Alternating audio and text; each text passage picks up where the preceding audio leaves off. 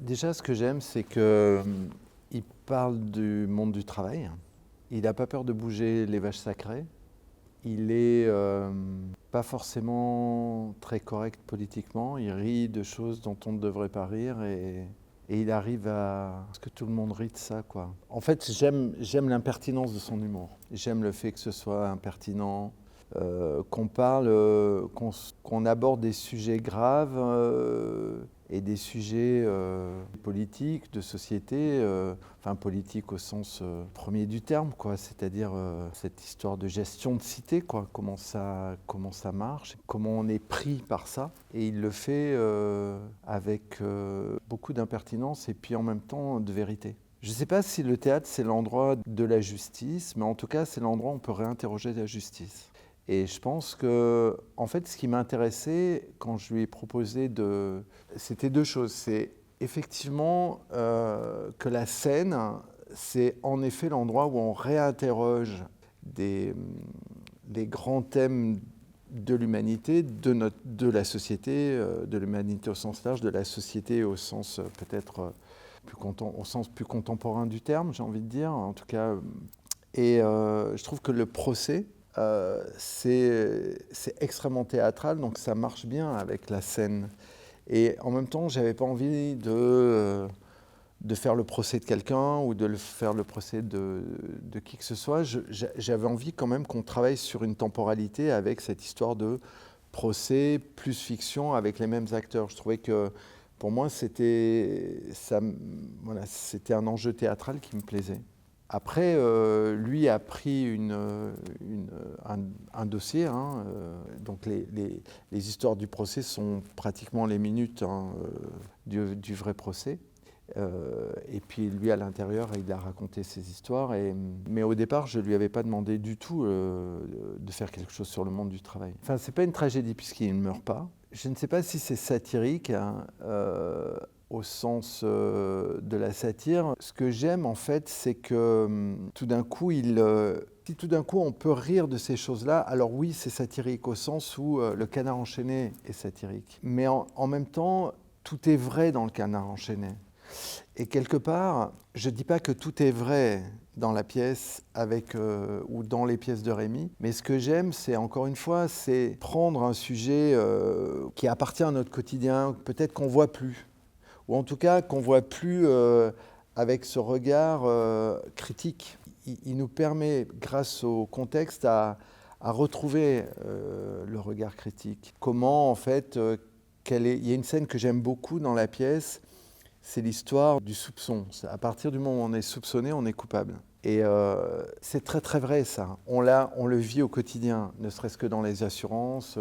On a 5 accidents, c'est pas forcément de notre faute. Tout d'un coup, on peut plus trouver d'assurance pour sa voiture. Et ça, c'est illégal. Et de la même manière que c'est illégal lorsqu'on fait des emprunts, d'être obligé de passer au crible de la médecine pour savoir quand est-ce que, en fait, on est censé partir ailleurs. Mais l'entreprise s'arrange toujours avec ça. Donc, ce que je trouve qui est intéressant dans la pièce, c'est qu'à un moment donné, tout le sens du procès nous permet de nous réinterroger sur ce que c'est que la vraie justice. Si on laisse faire, en fait, on devient des agneaux à l'abattoir, quoi. Et que l'État est là, et la justice de l'État, la justice des hommes, de notre démocratie, de notre République plutôt, pardon, nous permet aussi de se retrouver à nouveau dans le droit chemin. C'est-à-dire qu'au bout d'un moment, les logiques nous font perdre ce que nous sommes, quoi. On se perd dans les logiques. Et c'est bien ce qu'ont compris les grandes entreprises. C'est-à-dire qu'il y a une logique, alors on rentre dans cette logique et puis on se fait aspirer comme ça par une espèce de mécanique qui n'est pas normale, mais qui est la mécanique de l'entreprise. J'adore en ce moment ce qui se passe, les entreprises, on est cool, là il y a une banque à côté, c'est superbe, tout est design, il y a un bar, il y a même des gradins, il y a des doudous, on vous dit, bon, ben, vous voulez attendre, il y a un bar là, allez-y, asseyez-vous. Ils ont des grands comptoirs avec des ordis, comme ça c'est très hype, c'est cool, il y a des maisons à l'intérieur, mais tout est vitré en fait, on voit tout.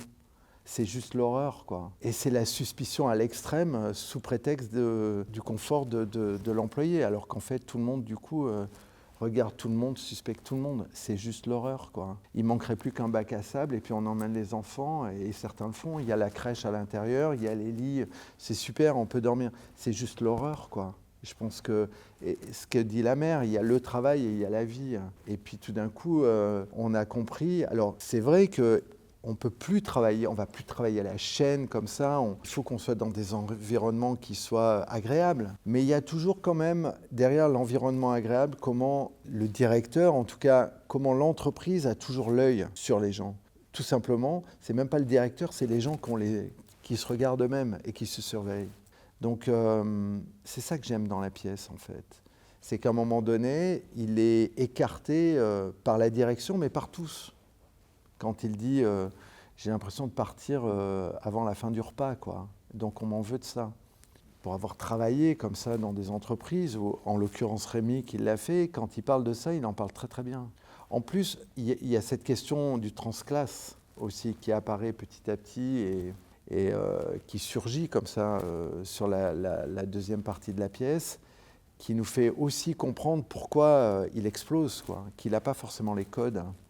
Quand on lui dit « vous ne parlez pas français », c'est à la fois hyper subtil et en même temps tellement vrai. Comme les scènes sont très courtes, tout est séquencé avec l'histoire du procès. J'avais envie d'un long plan séquence, quoi. La tournette nous permet de faire ce plan séquence. Sinon, on passe d'une scène à une autre, et même si on le fait, mais la tournette, elle nous permet de rester toujours dans la narration. Ouais, je pense que c'est ça qui est intéressant, c'est que tout est différent. Puis après, je pense que je ne suis pas le même metteur en scène aujourd'hui que je l'étais à Busan. C'est vrai qu'à Busan, moi j'ai adoré cette aventure. Et puis à un moment, je me suis rendu compte que j'avais envie de faire d'autres spectacles et que le plateau, la salle, les théâtres aussi nous emmènent et nous travaillent aussi nos gestes. Au TGP, c'était autre chose, c'était à la fois très urbain. Il y avait tout d'un coup, avec une ville comme ça, tellement cosmopolite, quel était le projet qui allait pouvoir répondre un petit peu à cette réalité, à cet urbanisme aussi, à cette population. Et du coup, on a énormément appris là-dessus. C'est-à-dire que le projet, petit à petit, il a évolué, il a changé en fonction de nos intuitions. Et j'avais envie de venir ici parce que d'abord il y avait l'école, ça c'était important pour moi, qu'il y avait 2 théâtres dans des configurations très différentes, dans des villes aussi très différentes. Et puis il y a ces salles et ces scènes, plus l'atelier. Donc tout d'un coup j'avais envie de travailler, enfin je sentais que ces lieux allaient me travailler différemment. En fait, ce qui m'intéresse toujours, c'est faire du théâtre. Pourquoi ça m'intéresse ? Parce que y a tellement d'intelligence qui croise ce mode d'expression que je me dis, c'est tellement dommage de les garder pour soi. On peut les partager, on peut les faire rencontrer des élèves, des gens, des associations, etc. Au fond, on s'arrête à l'idée que le théâtre est simplement un spectacle avec des spectateurs. Non, le projet est tellement plus large. Les maîtres d'œuvre, que ce soit le son, que ce soit au niveau technique, que ce soit au niveau de la communication, des relations publiques, sont des métiers qui sont tellement importants dans la relation que le théâtre entretient et que l'artistique entretient avec le territoire, que je trouve ça assez passionnant. Et c'est vrai que l'île et tout ce qui se passe dans ce qui était le Nord-Pas-de-Calais, maintenant les Hauts-de-France, est tellement riche ici. C'est tellement simple de travailler avec les gens. Il y a une activité artistique qui est tellement forte que j'avais très très envie de rencontrer tout ça et de participer à ma façon.